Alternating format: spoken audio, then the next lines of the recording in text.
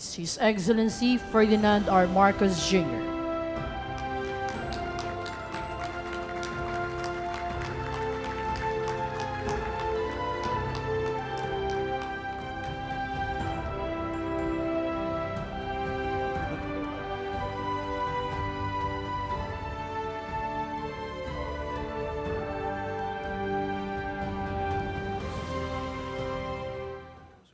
We'll now proceed with the oath-taking of the Chief of Staff, Armed Forces of the Philippines, and all the generals and flag officers. Will all those who are taking their oath, please raise your right hand and repeat after me. I, your name, General Romeo, having been promoted to the rank, your rank, do hereby solemnly swear that I will well and faithfully discharge to the best of my ability the duties of my present position and of all others I may hereafter hold under the Republic of the Philippines, that I will support and defend the Constitution of the Philippines, that I will bear true faith and allegiance to the same, that I will obey the laws, legal orders and decrees promulgated by the duly constituted authorities of the Republic of the Philippines, and that I impose this obligation upon myself voluntarily, without mental reservation or purpose of evasion. So help me God. Congratulations. Yeah, very good. Thank you, Mr. President, and congratulations, everyone. May photo op po tayo dun sa sir.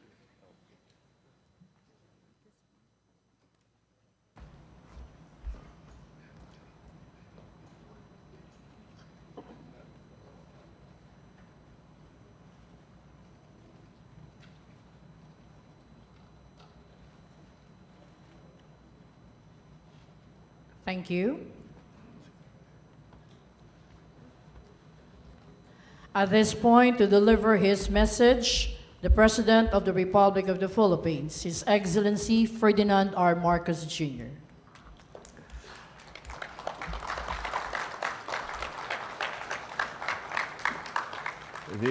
Allow me to greet some of the officials that are here. Please take your seats as you were. Executive Secretary Lucas Bersamin, the National Defense Secretary Gilbert Chidoro, the other members of the Cabinet present, the AFP Chief of Staff, General Romeo Brawner Jr., and the Major Service Commanders, the newly promoted officers of the Armed Forces of the Philippines, fellow workers in government, distinguished guests, ladies and gentlemen, and of course, I should add, the families of our newly promoted officers. Good afternoon. Allow me to extend, first of all, my warmest congratulations to all the newly promoted senior officers of the Armed Forces of the Philippines, including our AFP Chief of Staff, General Romeo Brawner. I wish all of you the best as you embark on this new chapter in your respective careers. As you now prepare yourselves for the myriad challenges that lie ahead, let us all take pause and be reminded that coupled with these promotions are greater responsibilities and duties. These will strain and test the mettle of your character, integrity, loyalty, and professionalism in the fulfillment of your sacred duty of protecting and defending our people and our nation. I, along with the nation, expect all of you to perform your duty with strength of character and utmost integrity, loyalty, and professionalism, qualities fundamental and core to the service as officers in our nation's armed services. I place emphasis on this at the outset in light of the continuing changes and emerging developments in our nation's evolving security landscape.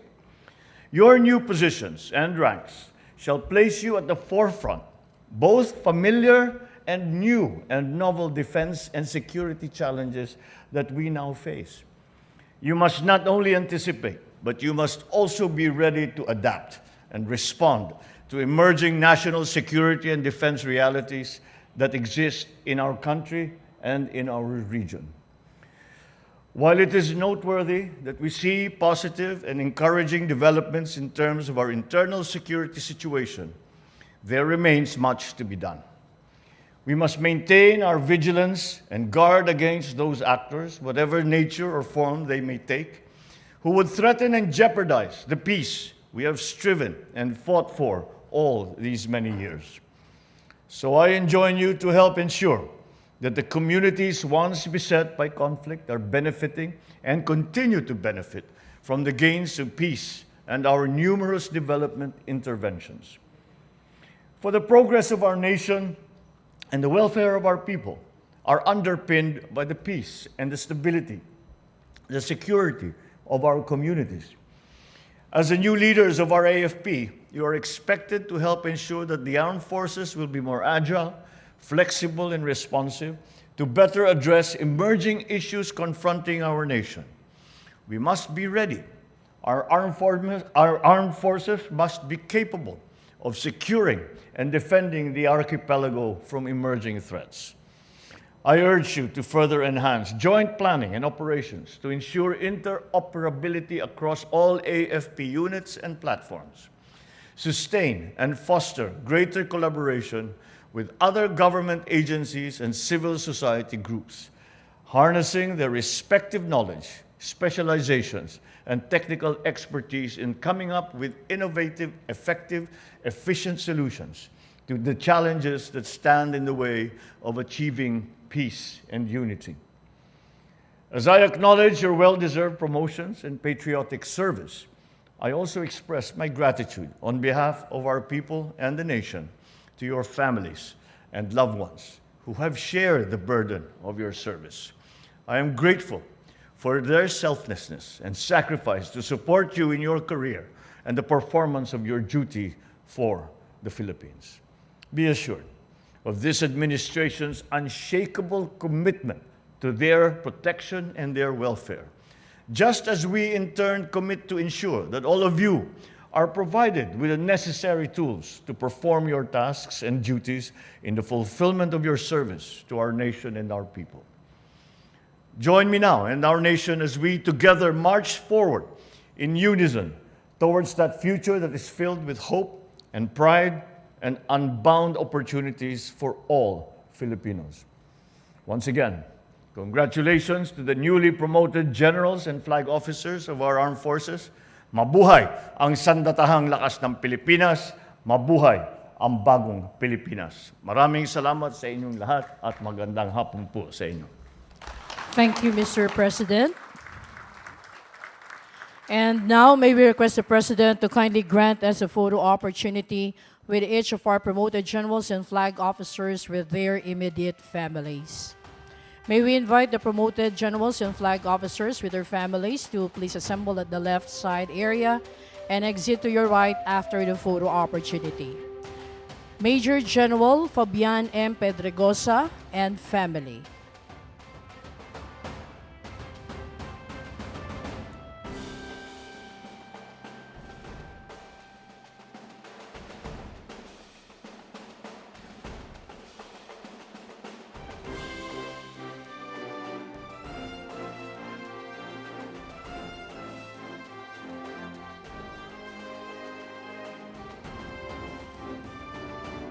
Thank you. Major General Romeo P. Roldan and family.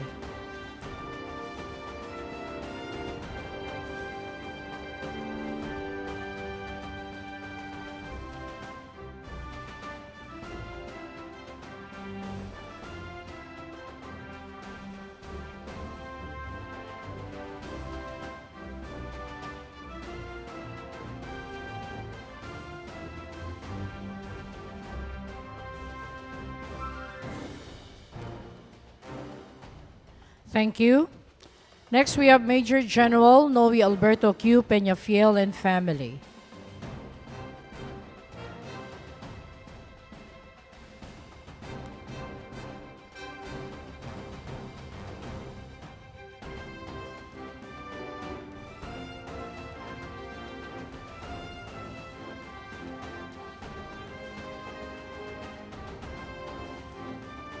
Thank you. Major General Freddy T. De La Cruz and spouse.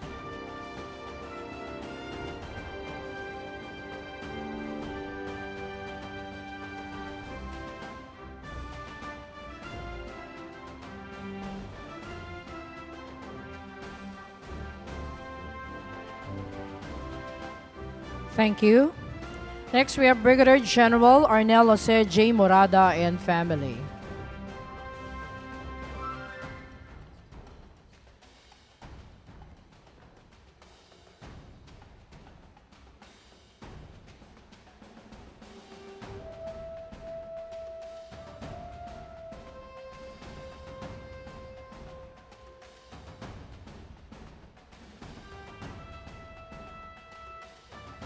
Thank you. Next, Brigadier General Antonio G. Mangoroban Jr. and family.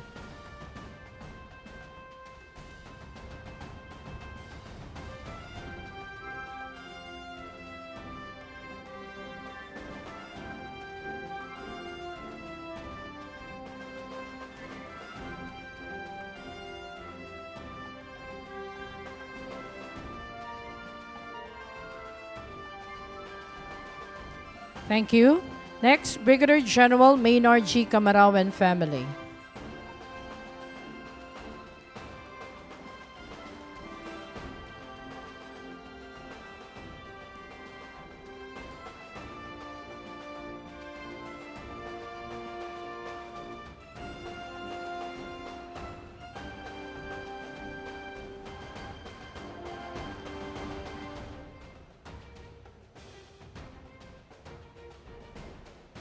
Thank you. Brigadier General Ferdinand Melchor C. De La Cruz and family.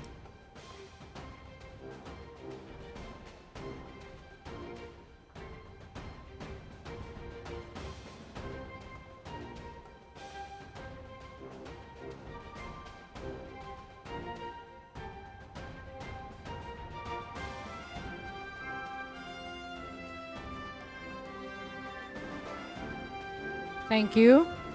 Brigadier General Efren F. Morados and family.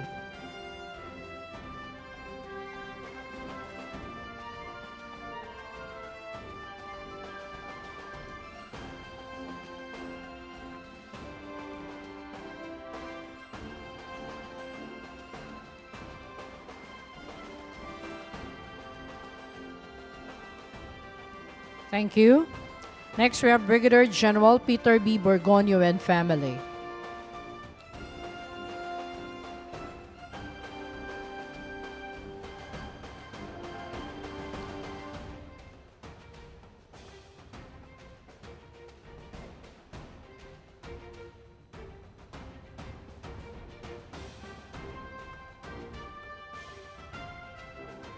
Thank you.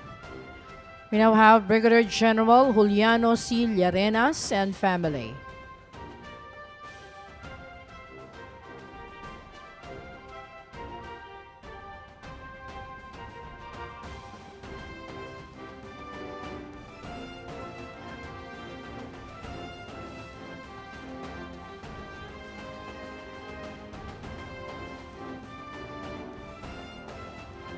Thank you.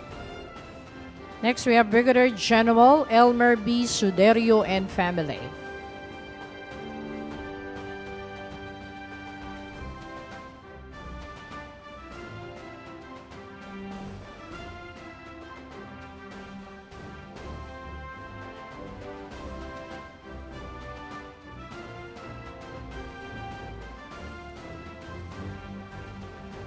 Thank you.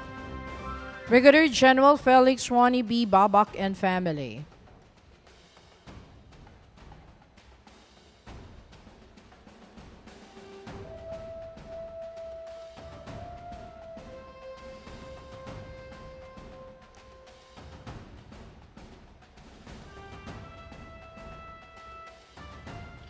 Thank you.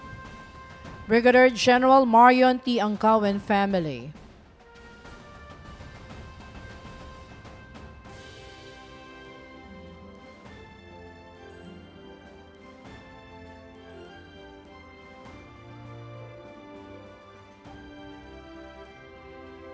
Thank you.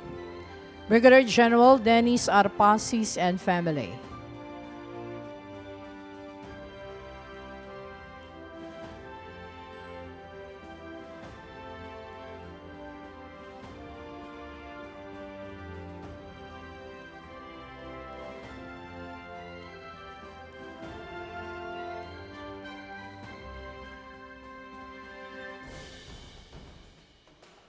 Thank you.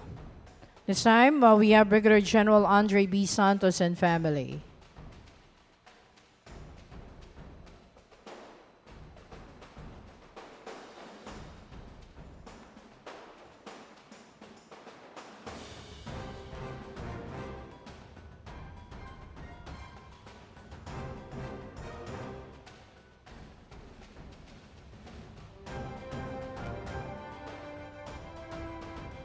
Thank you. Commodore Edward Ike M. Desagon and family.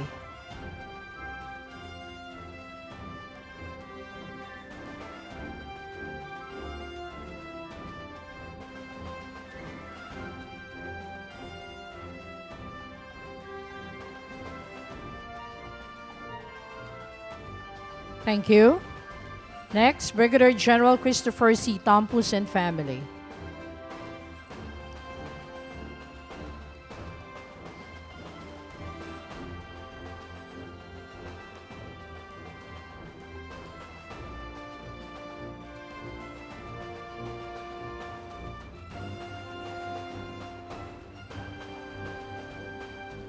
Thank you. Commodore Dwight Stephen M. Dulnowan and family.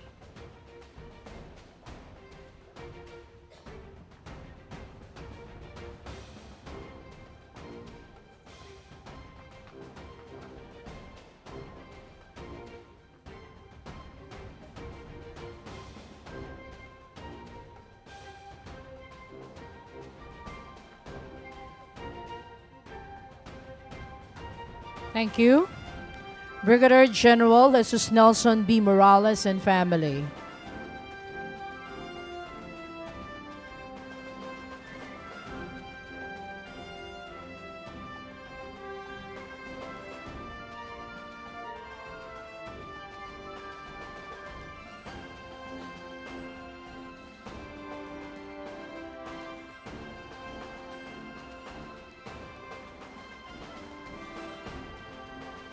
Thank you. Next, Brigadier General Taharuddin P. Ampatuan and family.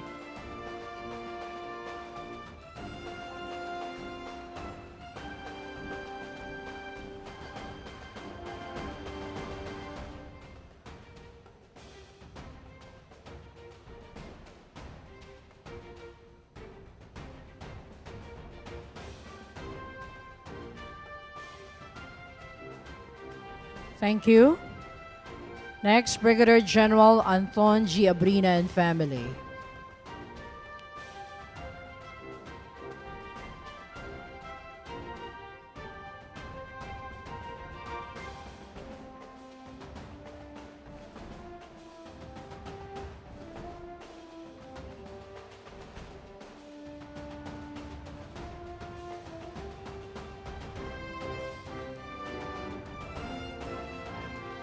Thank you.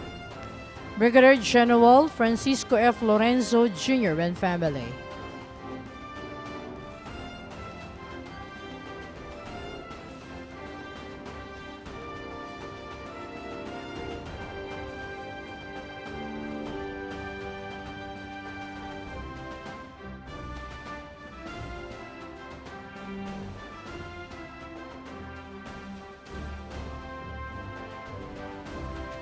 Thank you.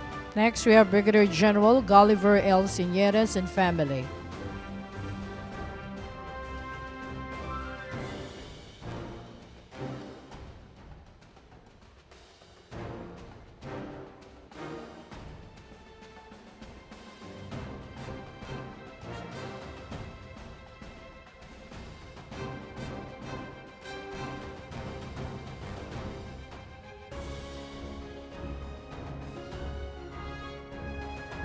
Thank you.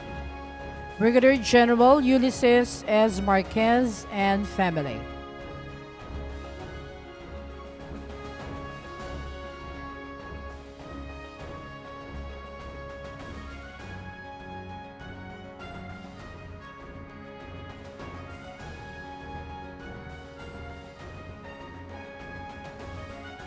Thank you.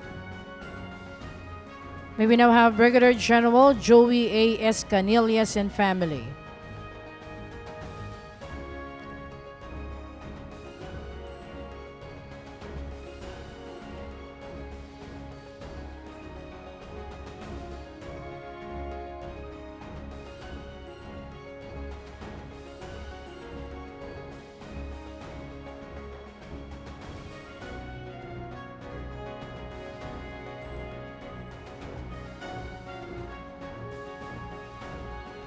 Thank you. Next, we have Brigadier General William P. Peñafiel Jr. and family.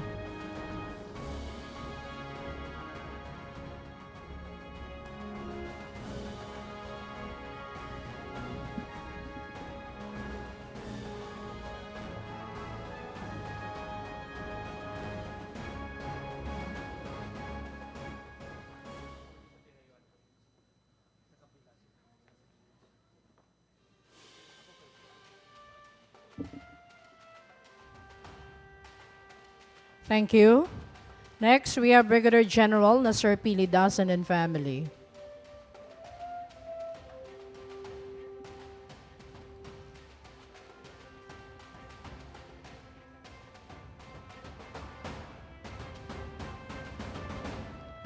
I'd like to request the AFP Secretariat to stand by and prepare.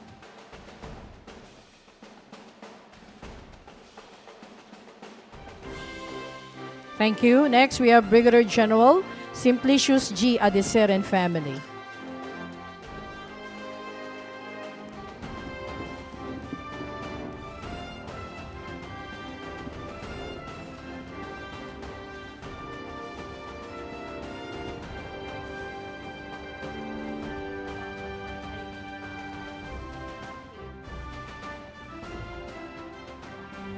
Thank you. Next, we have Brigadier General Isagani O. Criste and family.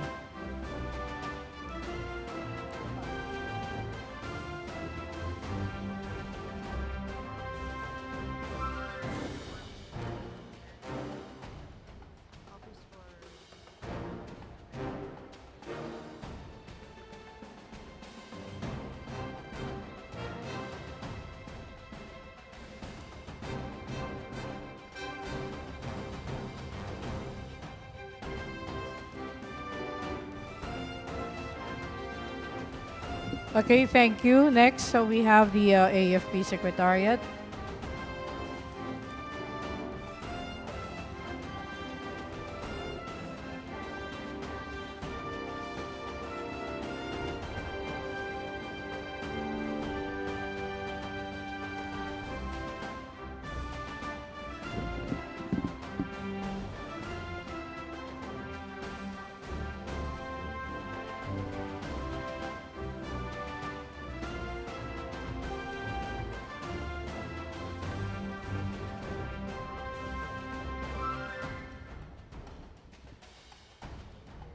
Thank you. And finally, we have Office of the Presidential Advisor on Military and Police Affairs.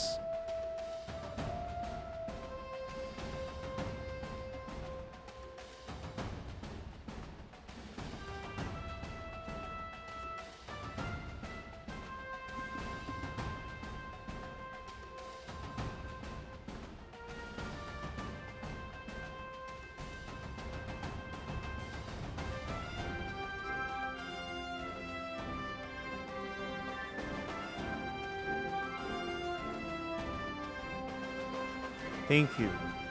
Thank you, Mr. President, for granting us a photo opportunity.